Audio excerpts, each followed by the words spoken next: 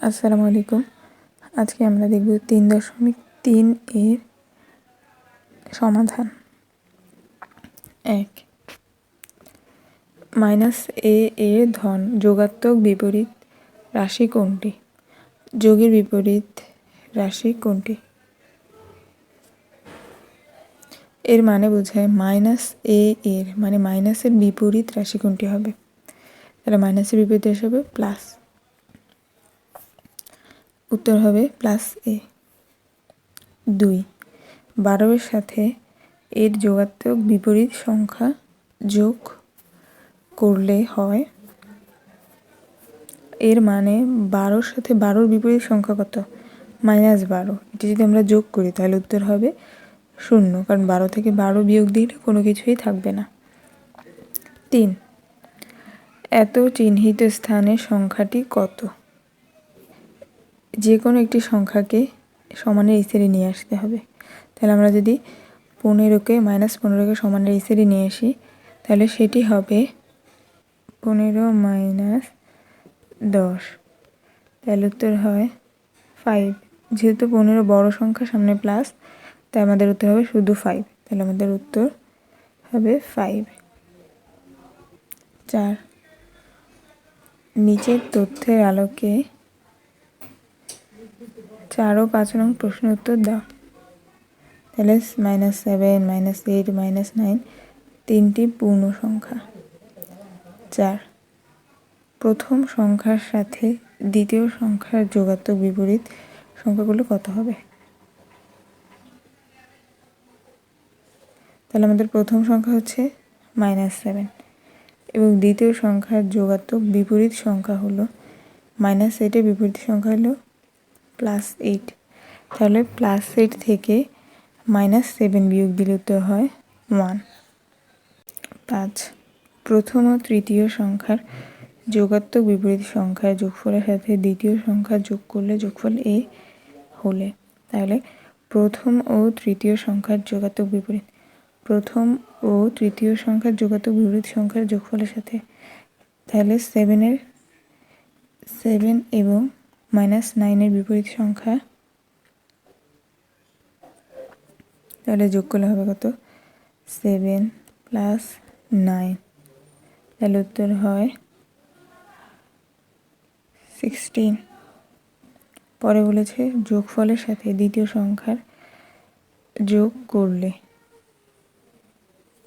যোগফল a হলে, তো দ্বিতীয় সংখ্যা যদি আমরা যোগ করি, দ্বিতীয় সংখ্যা যোগ করলে হবে -8। এটিকে যদি যোগ করি তাহলে হবে 8। তাহলে আমাদের 5-এর উত্তর হবে এটি। কারণ হচ্ছে 8, আমাদের উত্তর হয় 8। 8-এর মান হলো a এর মান, তাহলে -90-এর চেয়ে 8-এর মান +8 বড়, তাই আমাদের উত্তর হবে এটি। -15 থেকে 8 কি ছোট না, তাই ক হবে না। গ নম্বরে 8, 97 +97 থেকে কি +8 বড় না, তাই এটাও হবে না। তারপর -97 থেকে 8, এই সংখ্যাটি কি ছোট না, তাই এইটাও হবে না। তাই আমাদের সঠিক উত্তর হবে এটি, -90 থেকে 8 বড়। 6 নং a = 45 - 11 এবং b = 57 + -4 হলে 1 = এত, b = এত, a = এত, b = এত, 3 = এত, নিচের কোনটি সঠিক? তাহলে আমরা এটি সমাধান করব। আমাদের a এর মান 45 - 11, তাহলে আমাদের উত্তর হয় 34 হয়। এর মান হবে 34, কিন্তু আমাদের প্রশ্ন দেওয়া a = 56, তাহলে আমাদের a এর মান 1-এর মান সঠিক নয়। এবার দেখব 2 এর মান। 57 ± -4, তাহলে উত্তর হয় 53। চিহ্ন হবে প্লাস, তার মানে বি এর অ্যান্সারও ভুল। তাহলে আমাদের এ মাইনাস বি, উত্তর লেখা 3। আমাদের এ মান ছিল 34, তাহলে আমরা বিয়োগ, বি এর মান ছিল 53 প্লাস 53, তাহলে বি এর মান প্লাস 53 হলে উত্তর হয় -19।